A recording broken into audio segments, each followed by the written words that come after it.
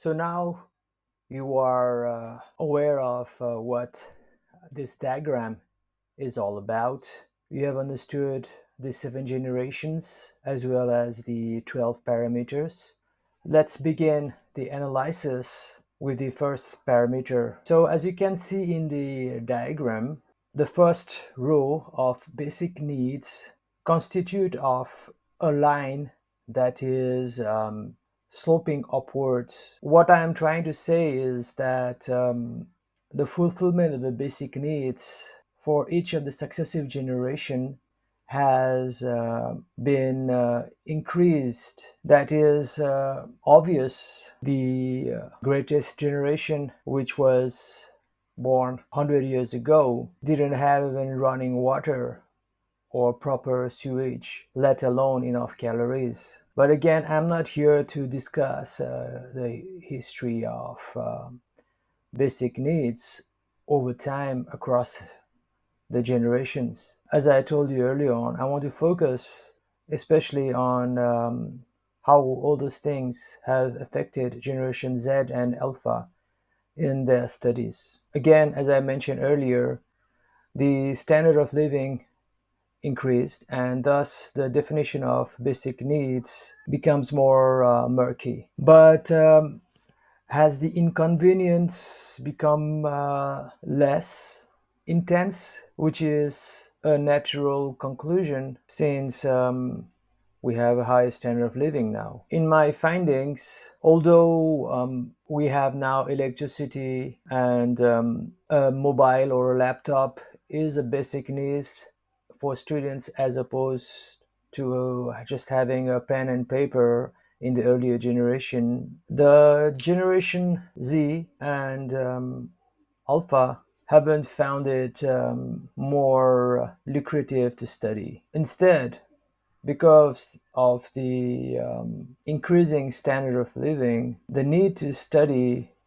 seems to have taken a back seat. This is because in the money versus knowledge debacle, money seems the most important contestant in the pursuit of those basic needs. So, even though parents might think that they have provided everything for their children, from a room with air conditioning to food on the table to easier modes of transportation, this has not translated in an increased interest in studies and learning. As I just told you, the opposite has been the effect.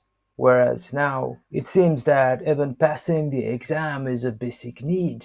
This trend began in the millennium generation, whereby the students were rewarded excessively. For example, whereas in the earlier generation, even up till mine in Generation X, we used to have a graduation ceremony only if we completed our bachelor's degree or master's degree. Now they have a graduation ceremony for nursery students, and it began in the millennium generation. It seems every children has got the right to go to the higher grade, to get medals, to get recognition. And that has definitely caused a decline in the need to actually hone one's skills to learn and to study. This matter will need further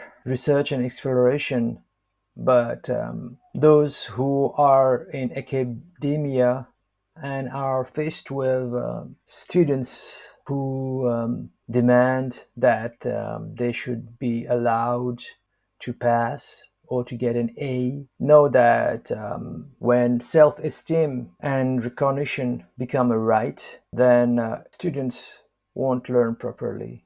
Consequently, and single handedly, because of this elevation of basic need from materialism to self-esteem and recognition, has created a Generation Z who are studying the master's degree and have got mathematical skills and language skills, of class 8 and 9. That is the good news. Worse is that those in lower grades like 11 and 12, as I have indicated earlier, have got the capacity of class 5 and below in all aptitudes, be it logic or verbal expression and general knowledge. So, whose fault is it? The parents, obviously, are the biggest culprit because they demand that their children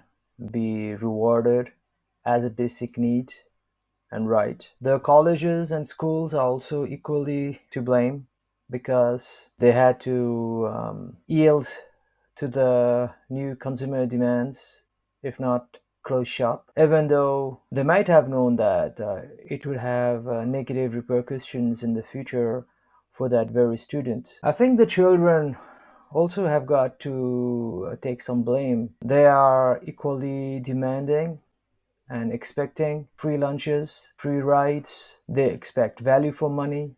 They expect education to be fair. That means that they expect to pass and get good grades without fully meeting the standard. So I painted a unique picture of the effect of basic needs across the generations, which has turned ugly at this point of history in education, especially.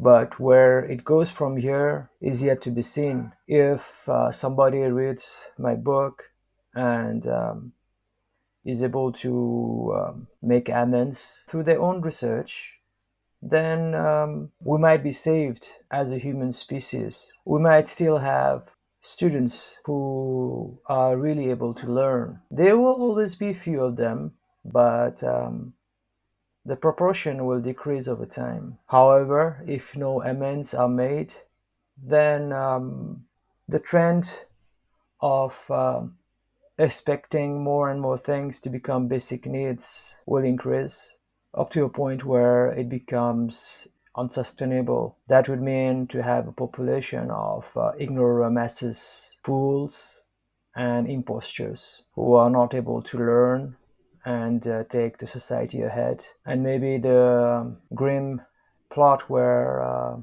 artificial intelligence takes over humanity is really bound to happen because nobody will be left with the knowledge to run the world.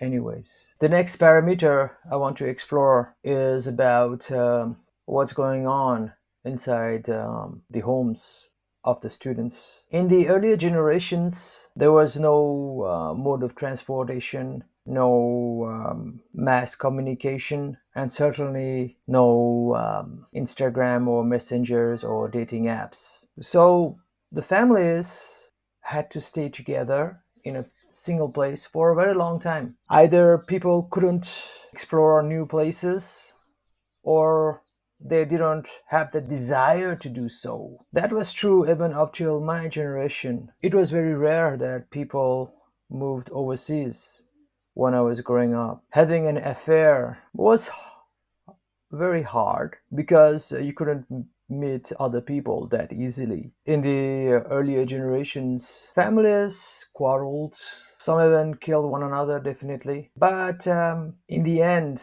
they had to make peace and find ways to tolerate one another. However, with the advent of technologies, which we'll discuss later on, people got exposed to more and more possibilities outside the home, and it created new pictures of what kind of happiness they could get from a family. At the same time, after the Second World War, the economy of the world dramatically increased, and there were more opportunities than ever. All this leads to parents not only moving cities, countries, but they would have lots of ambitions that would contradict the basic tenet of a happy family. A family that eats together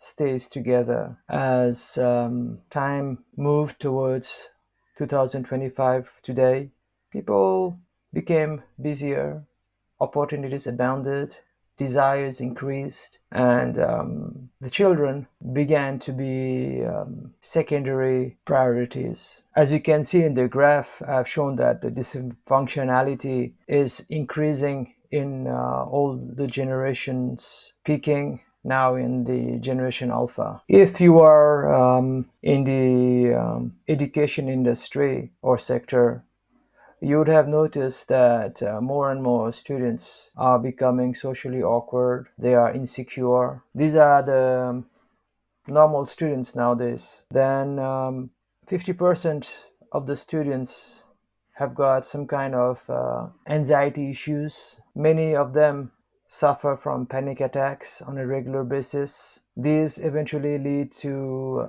fainting. In the earlier generations, children used to faint, yes, but when they were put in the sun and they were dehydrated. Nowadays, more and more students, especially girls, just faint in the classroom itself. Again, these are the good cases, starting with anxiety leading to panic attack, and then moving on to post-traumatic stress disorder with a rage of demonic behavior. Many teenagers lately have become a headache for educational institutions. In the earlier generations, even in my own, suicide was not unheard of, but it was mainly because of some stubborn teenagers who madly fell in love and got rejected, and as a revenge took his or her life. Nowadays,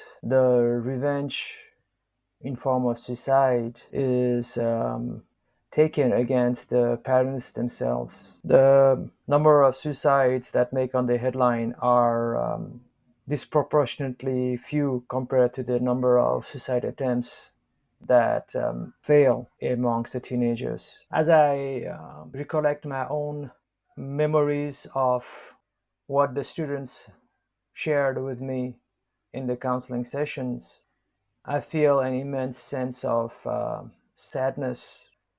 And still more sad is that they come to me not with the complaint of a dysfunctional family or even about a mental health issue, but because they genuinely want to study and they can't. Most of the students, upon further investigation, say that they are in some kind of medication, mostly antidepressants or some meds that prevent anxiety. They complain that they cannot remember anything that they studied. So what's happened is that the parents took their kids who were either showing signs of depression or panic attacks to the psychiatrist, and that doctor within 2 minutes prescribed them those meds without ever listening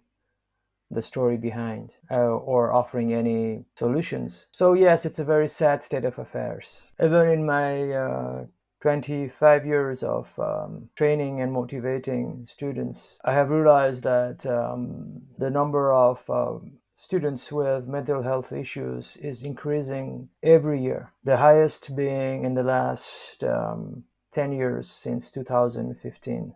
Up till then, students were quite normal. Some were unruly, some were naughty, some were lazy, some were misguided, but it was nothing about real mental health issues. But now it's 80%. You rarely find a healthy child in terms of mental strength and emotional well-being. Ah, yes, it saddens me even as I recollect all those students and their sharing. Then you'll ask me why I'm talking about this problem under this parameter of dysfunctional families. Well, this is because the root cause of their suffering is the family itself. All of the cases of anxiety, panic attacks, PTSD, depression, suicide attempts are linked causationally or correlationally with parents who are either fighting, divorced, or single. In a few cases, it's about joint families and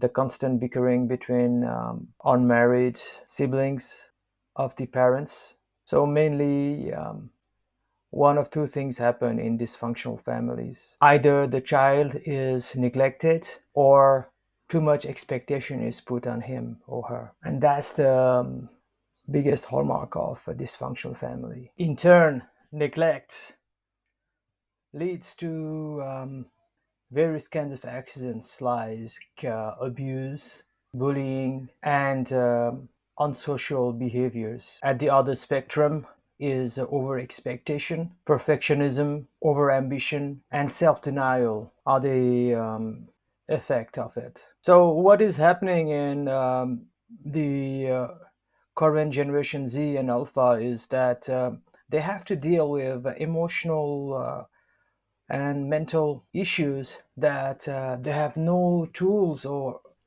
any idea about. How will they ever do the basic job of studying and learning in this mental and emotional chaotic environment that they live in? A good trend, which is less evil, is that unlike in the earlier days, they used to go for drugs to cope with this kind of stress. Nowadays, they have the mobile phone to manage that anxiety. Many adults are not able to understand the causality, and they say that the mobile technology has turned children into zombies and increased their anxiety.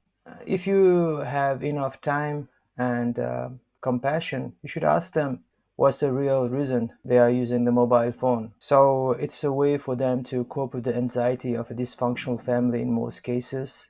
The dysfunctional family prevents them from studying either because of the incessant mental chatter and emotional undercurrents, or because of the meds their psychologist, psychiatrist, or doctor gives them, preventing them to from being able to focus and remember what they studied. What I found is even more sad is that none of those professionals who are supposed to elevate suffering want to delve into the real cause of that patient who happens to be a Gen Z or Alpha coming to the office and giving the complaints of mental health. If they chose to inquire, that would be like going through an endless rabbit hole, they fear. So they just ignore it and write those meds. The next question that will naturally arise is what is causing the dysfunctionality in the families? In my part of the world, in Asia, the main reason is overseas employment. The minimum salary in their own country is much lower than their desires that has increased due to increasing standards of basic needs as we discussed earlier. So the logical thing to do is to do the same work that they would do in their country, or anything less intellectual, but at least that pays a better minimum wage in developed countries. In those places, nobody wants to work for that kind of petty salary. But in terms of exchange rate, those from the developing or underdeveloped countries find that petty salary very lucrative. So now we have almost one fourth of our population working abroad in various low-level jobs, giving minimum wage in the developed countries. That is not only true for Nepal, but for most of the South Asian countries, even for the Philippines. Yes, the money that they remit back home has alleviated their living standards, and they are able to send the children to more expensive private schools. But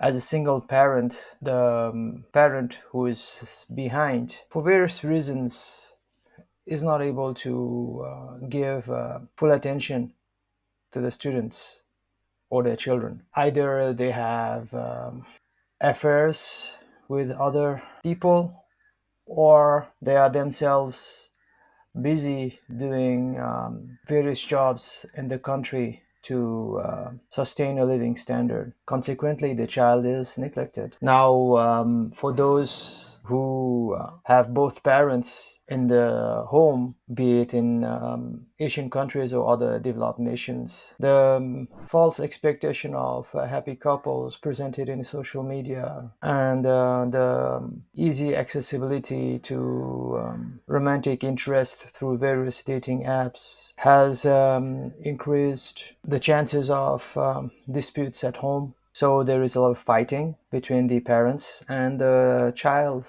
is the silent observer. In the earlier generations, also the parents used to fight, but now the number of homes where they are quarreling parents is increasing. This is again in turn due to the liberation of women who are now empowered. The men haven't really changed and they are still dominating, but the women have learned to fight back. And this is good for gender equality, but for the poor children sandwiched in the equalization process of genders, it's sad reality. Another cause is definitely substance abuse, especially alcohol. Again, thanks to women liberation, women across the world, even in my own country, have no qualm about getting drunk.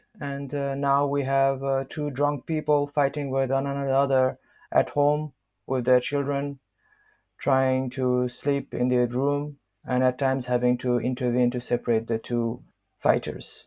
It's difficult to imagine, if you are in the older generation, the pitiable state that families are in nowadays. No wonder that generation doesn't want to get married now. Again, this aversion to marriage isn't something new, but the number of people and the reason is both increasing and tending towards bad examples set by the parents as couples. This is not the book in which I can explain everything about dysfunctional families and the effects on the Generation Z and Alpha, and how the dysfunctionality has changed or evolved or devolved across the various generations. I just gave you a glimpse of today's reality and why children are not able to study, forget learning. I will end this particular subsection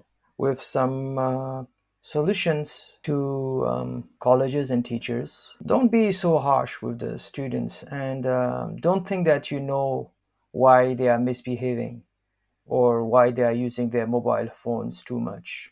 If some students are not able to study, remember it's not definitely a case of dyslexia. It might be that they are on meds and the side effect is loss of memory. Even if they are not able to study and they will fail, at least try to be compassionate on them, and for the period that they are with you, show them at least some kind of care that they didn't receive from their parents. Remember that panic attacks, fainting episodes, PTSD do not happen without a trigger, and make sure that your college and their staffs, be it teachers and administrators, do not trigger negative events in the child. There is no other option than to have differential sets of rules nowadays. Gone are the days when